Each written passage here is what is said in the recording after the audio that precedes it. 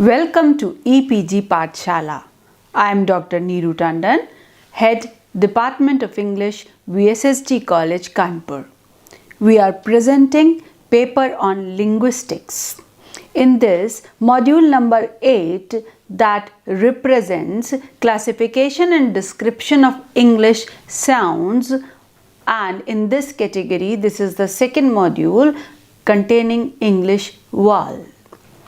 This has been written by me. Whenever we talk about English sounds, we all know that English as a language has 26 letters, but it has 44 sounds. Now, how to classify them? We have classified them into two groups, that is consonant and vowels. In the previous module, we have already done the classification of the consonant sounds. Now we are concentrating on vowel sounds. Vowel, you understand, that are very, very important for pronunciation of any word for that matter.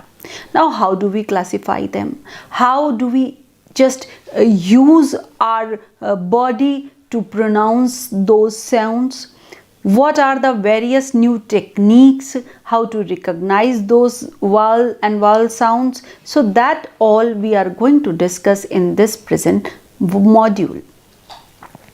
The title Classification and Description of Speech Sounds English Vowel. It will tell you about the key components of linguistics and classification of speech sounds as well. In a nutshell, it will make you comfortable with key concepts of pronunciation, like how to pronounce vowel sounds, and also tips to improve your pronunciation. Verbal communication transforms our non-linguistic experiences like thoughts, feelings, ideas, wishes, wants, and so on into language, and then transferring the subsequent linguistic units, that is words, through some suitable medium. Other people are then capable to decode the words. There are three main modes that we transfer linguistically encoded message: speaking, writing, and sign language. One should be aware that the production of vowel sounds occurs without obstruction on narrowing in vocal tract. A sound due to an audible friction without obstruction and narrowing of a degree in the pharynx and the mouth is known as vowel sound. This is the technical definition. Vowel sound can be differentiated due to length of different vowel sounds. For example, if I say sit and I say seat. Now, the sounds are similar, but the length of E and E are different. Sit and seat. So, sit is pronounced with short vowel sound, while seat is pronounced with the long vowel sounds. Each language contains its own unique set of sounds. So, American English, which has approximately 15 vowel sounds. However, the English alphabet has only 5 vowel letters. Consist of the sounds represented by the letters A, E, I, O, U, and sometimes Y. These are the letters that we use. So the vowels may be further divided into pure vowels, each consisting of a single voiced sound, and diphthongs that created by chaining two pure vowels together. So remember, either we have a pure vowel or we have diphthong. In pure we have just one single vowel sound, and in diphthongs we just create and mix more than one vowel sound and create another sound. Now you must have heard the name of John C. Wells. On your screen you can find his photograph and recognize the person who classified vowel sounds of the English language into 24 lexical sets based on the pronunciation of the vowel within the first stressed syllable of a word. Each lexical set is named after a representative key word. Now, This you can see, this is a human mouth, and there all the organs are indicated and labeled which are used to produce a sound. We have upper lip, lower teeth, tongue, pharynx, larynx. Now you can see at the right side you have a pharynx, and at the just the down you have larynx, then upper teeth, alveolar ridge, hard palate, soft palate. So you must understand this particular diagram to understand how to produce sounds. Now for example, I am discussing various symbols. You can see that we say a, just like in we say a, father, a as in father. When we say father, you can see the movement of the lips that goes apart, father, and the movement of the mouth also is clear. Then another picture you can see the saw, that is saw. Again pronunciation of a as in saw. So the mouth movement, the use of teeth, they are all indicated in this picture. Then these are the vowel symbols according to IPA, International Phonetic Association. Then we say E, like in ink, and then we say E, like in meat, we use the movement of the teeth holes, meat, beat, lips are also being used, meat, beat, and E sound, sick, that is a short vowel, sick, big, that. So the movement of the mouth is different in both the symbols. Then we have bad, cat, a sound is there. Though we write a, but we pronounce a, cat, bad. If we say just change one vowel, then it will be bed, head, head, bad, bed, had, bad and bed, cat, and then head. So we just pronounce it in a different form. Now a sound, like in fur, like in murder, these are called the stressed syllables. Murder, mother. If the same word we can pronounce in the stressed syllable and as well as in the unstressed syllable. Suppose we stress the vowel a, we will say murder, and if we don't want to stress a sound, then we say murder. Then the stress, that is the unstressed, murder, that is the correct pronunciation, murder, mother.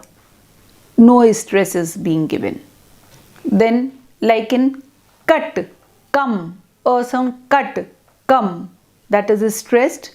Then about, sofa, that is unstressed syllable, about, sofa.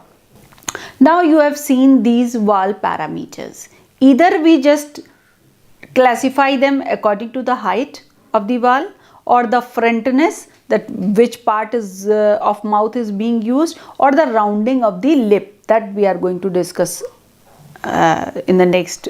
This is the basis of the classification. Compare the vowel of beat with that of boot. Alternate the words and then just the vowels. It will be more difficult this time to monitor the activities of your tongue as you shift from one of these to the other, but try anyway. Say beat, then say boot, beat, boot. So how your lips are being changed? Beat, boot. You are just changing the movement of your lip and other organs as well. You produce the E of beat with the front blade of your tongue raised toward your palate. Beat. Your tongue is touching the palate. If you draw in your breath as you make this vowel, you will feel the cold air against your palates. As you shift from E to A or U, the vowel of boot, oo sound, boot. You will find yourself raising the back of your tongue, boot. You will also find yourself pursuing or rounding your lips, boot. You see, you can see me, boot. The lips are being rounded, boot. Yes. So, but disregard this for the moment because of the relative positions at which these vowels are made in the mouth. Phoneticians, they call E and the other vowel in I front vowels and U a back vowel. Now we'll classify these vowels according to the position. According to the horizontal position of the tongue, they can be called front vowels. The front of the tongue is raised in the direction of the hard palate. So you can just push your tongue forward and just speak to understand this front vowel. Now let us understand what are the front vowels. Referring once more to the vowel E, we have noted that it is both a close vowel and a high vowel. In it, the elevation of the tongue is at the front of the mouth. It is therefore also described as a front vowel. This is because the highest point of the tongue is towards the front of the mouth, below the front portion of the hard palate. There are 4 front vowels and they are largely the same for speakers of both American and British English. They are all made with unrounded lips. They are there. This chart shows the front vowels. Now we have back and central vowels. Back vowels are the back of the tongue is raised in the direction of the soft palate. Back, back. And the central vowels, they are intermediate between front and back vowels. All central vowels are produced in an intermediate position between front and back and with the body of the tongue raised towards the roof of the mouth in the area where the hard and soft palates fuse. The back vowels, like the front ones, descend from high through mid to low in a continuous sequence. You can observe this by pronouncing the words coot, coat and cot and then just their vowels. You can say what I mean to say, just see while I pronounce coot, coat, cot, coot, coat, cot. Now you see that as you produce these series of vowels, you will find your mouth opening. As you go from coot to coat to cot, we use the following symbols for these back vowels. I repeat, coot, this is the high vowel. Then I say coat, o, that is mid vowel. First we say coot, that is the U, then coat is the O, mid vowel, and then we say cot, that is low vowel, cot. So that is the way we pronounce the back vowels. Once again, you must understand and remember that contrast this again with the vowel A, as in the vowel calm, calm. This time, as you say the vowel aloud, calm, you should feel that the tongue elevation is towards the back of the mouth. See again, calm. This is therefore a back vowel sound. The highest point of tongue elevation is towards the back of the mouth, below the soft palate. The central position is harder to both see and feel. But an example of this is the vowel, as in the Southern British English pronunciation of the word curse. So central vowels are logically articulated with the highest point of the tongue intermediate between the front of the mouth, that is below the front position of the hard palate, and the back of the mouth, that is below the soft palate. Now vowels, as we know, they are distinguished from the consonants in several ways. As we have seen consonants in the last module, that they are produced by constricting the air stream to various degrees as it flows through the oral tract. But vowels, they are produced with a smooth, unobstructed airflow through the oral tract. Now there are certain characteristic vowel qualities. What are these? Characteristic vowel qualities are determined by the height of the tongue in the mouth, as we have discussed, the part of the tongue raised, whether it is front or middle or back, the configuration of the lips, whether they are rounded or not, the tension of the muscles of the oral tract, etc. In articulatory description of a vowel must include of all of these features. The vowels may be further divided into pure vowels, as I told you, each consisting of a single voice sound, such as any word, took, and diphthongs created by just combining or chaining two pure vowels together, such as a, heard in the word, or time. Whatever variety of English is spoken, vowels may be differentiated by differences in 5 main parameters. Remember these 5 main parameters: openness of the mouth, tongue elevation, whether it is high, low, mid, position of the tongue elevation, then lip shape, and length of vocalization. We will discuss all these 5 parameters in detail. Now let us talk about openness of the mouth. Vowels differ from one another according to the extent to which the jaws are either open or closed. Not closed, as a complete closure would prevent the free flow of air out of the mouth. When you speak the vowel sound, a is in the word a, palm, the jaws are wide apart. Palm, you see my mouth movement, palm, you can see both jaws, this and this, they are wide apart. Palm, you can speak on your own and feel yourself going these jaws apart. Palm. So this is, you can say that you have just enhanced a comparatively open mouth posture. So this will be known as open vowel. Now contrast this with the vowel e, as in the word fleece. This time you should notice that the mouth is nearly closed. E, e. You can see e, flea, flea. So I'm not opening my jaws. No need to open those jaws. Okay. So this vowel is a closed vowel. You can both see and feel the relative openness or closedness of the mouth by just alternating the production of these vowels in quick succession.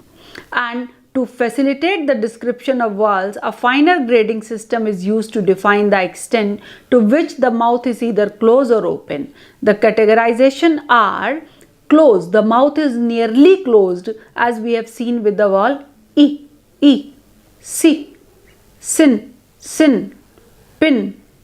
This is nearly closed. Then the closed mid position is also there. The position is intermediate between a middle position in which the mouth is open almost exactly halfway and the closed position. Then we have purely open.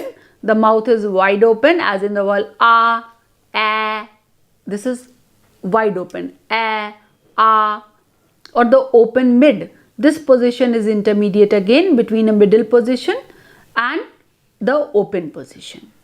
Now tongue elevation. When articulating vowels, there is a correlation between tongue elevation and openness of the mouth. Closed vowels are articulated with a relatively high tongue elevation. In contrast, open vowels are typically articulated with a relatively low tongue position. As you will probably have guessed, closed mid and open mid vowels are generally articulated with the tongue elevation in a mid position, intermediate between high and low. Pronounce the word eat and at. Now pronounce just the vowels of these two sounds. Notice that you go from the vowel of eat to the vowel of at. Your mouth opens. Eat, at. While you pronounce eat, it is a closed. At, you cannot pronounce as if you are not there to open your mouth. So alternate the words eat, at, eat, at, eat, at. Now once you have become accustomed to the different degrees of openness of these two vowels, pronounce the ate also between eat and at. Just now I told you pronounce eat and at. Now say eat, ate, at. Now all the three positions are there in front of you. Eat, ate, at. the degree of the openness of its vowel falls between those of eat and at. So there is a continuous increase in mouth openness as you go from one vowel to another. These degrees distinguish high, mid and low vowels. These three words only will define what are high, what are middle and what are the low positions. Like eat, eat, at, or when you pronounce all the three, eat, ate, at. So these are high, mid and low. So again, position of tongue elevation is important, and they are also divided according to the front, central or back. Now lip shape is again important, whether it is rounded or unrounded. So lip rounding, I will just like you to take care of this particular thing, that as you compared I and you probably noticed that your lips changed shape as you shifted from the front vowel to the back one. Your lips were rounded as you pronounced you. They were unrounded, spread or neutral as you produced E. As you moved through the series of back vowels, you may also have noticed the lip rounding decreased as you move from high to low. So whenever you will say ooh, that is a kind of pouting kind of thing is there, ooh, or otherwise it's E. So that is the round vowel. Now length of vocalization is again important, because without exceptions vowels are produced with the vocal folds vibrating. They are therefore all voiced. In addition, vowels may be sustained for relatively longer and shorter intervals of time. They are categorized as long and short, that we have already discussed. Then again there is a categorization of the pure vowel or simple vowel. When a speaker assumes only a single configuration of a mouth and when producing a vowel, there is no movement of the tongue, lips or jaws, the speaker produces what is known as a simple vowel. Owing to this single configuration, simple vowels are often referred to as monophthongs. Just understand this word, monophthongs. Mono, you know, single. So single, mono indicates the single vowel, simple vowel or pure vowel. Monophthongs, they are also sometimes known as pure vowels. So there are 12 simple vowels found in general American, that is known as GA, and standard Southern British English in relation to each position of the tongue elevation. You can see in your chart all these 5 vowel sounds are produced as simple vowels. Simple vowels do not change the configuration of the oral cavity whilst the vowel is being produced. There are, however, some vowels that do just change to the configuration of the oral cavity during their production. These are known as complex vowels. As complex as in oi, that is boy, koi. Try saying these aloud while looking in a mirror. Say boy. So this oi sound, otherwise we don't have a simple vowel like oi sound. When we combine two vowels resulting in a complex vowel, then only we can produce such a sound. You should notice that your mouth shape changes as you produce this vowel, boy. So demonstrating the dynamic reconfigurations that typify complex vowels. According to the vertical position of the mouth, they can be high, mid or low. So whenever you are just, you can just concentrate on your movement of the tongue and the mouth, and then you can understand whether it is high, mid or low. Now tongue height, I will like to discuss it. You must understand how to measure this tongue height and how to understand vowel production sounds according to the tongue height. Pronounce the words as I told you, eat and at. Now pronounce just the vowels of these two words, e, a. Notice that as you go from the vowel of e to the vowel of a, your mouth opens. If this is not obvious to you, just by playing with these two vowels, look in a mirror as you produce them. Alternate the words e, a, e, a. So once you have become accustomed to the different degrees of openness of these two vowels, so just you can measure your tongue height. Now according to the lips position, vowels can be round vowels. whenever you want to just understand, just concentrate on the production of the pronunciation of the word round. Round. Whenever you say round, your lips are already round. They are result of a position where the corners of the lips are brought towards each other and the lips are pushed forwards. Round. Now, vowels are there in multisyllabic words as well. Pronounce the word above, soda, sofa, comma, etc. And then the tongue is said to be in the neutral position as we pronounce this vowel. So they are multisyllabic words. Now we have spread vowels and neutral vowels as well. Either we have lip rounding or we have spread or the neutral vowels. Spread vowels are in this position, the lips are moved away from each other. Like when we smile, say cheese, this is a spread vowel, cheese. Neutral vowels are result of a position where the lips are not noticeably rounded or spread. They are in the natural shape. So there it's a neutral vowel. If you say neutral, again you can understand that they are neither spread like cheese or not like round, they are neutral. Every syllable consists of at least a nucleus, which is typically a vowel. The nucleus may be preceded by an onset consisting of one or more consonants and followed by a coda, again consisting of one or more consonants. The nucleus and the coda together make up a unit called the rhyme. Let us discuss what is diphthong. We have approached vowels as if they were articulated by a specific configuration of the tongue, lips and oral cavity, which is held constant throughout their pronunciation. Vowels made like this are called monophthongs and rest of them are called diphthongs, which involve a change in the configuration of the mouth. So the vowel sounds in the words boy, buy, how involve a change in the shape of the mouth as the vowel is being produced. Diphthongization of these vowels is a feature of English rather than a universal feature of natural language. Other languages, notably Spanish and German, they do not diphthongize their corresponding vowels. Now, something very important and very different from the usual thing that I am going to discuss with you, it's a latest technology and it is known as the color vowel chart. This is the way how you can understand the production of the vowel sound. You can teach your student as a production of the vowel sound in a very interesting and a simple way. The color vowel chart, adopted from Karen Taylor and Shirley Thompson, is a pronunciation tool for teaching and learning English. When combined with the teaching techniques, the chart provides an effective approach to teaching spoken English. The chart will help teachers easily incorporate pronunciation into all of their classes so that their students can improve their comprehension and use of spoken English. An integrated learning of phonemic chart and color vowel chart will develop pronunciation teaching.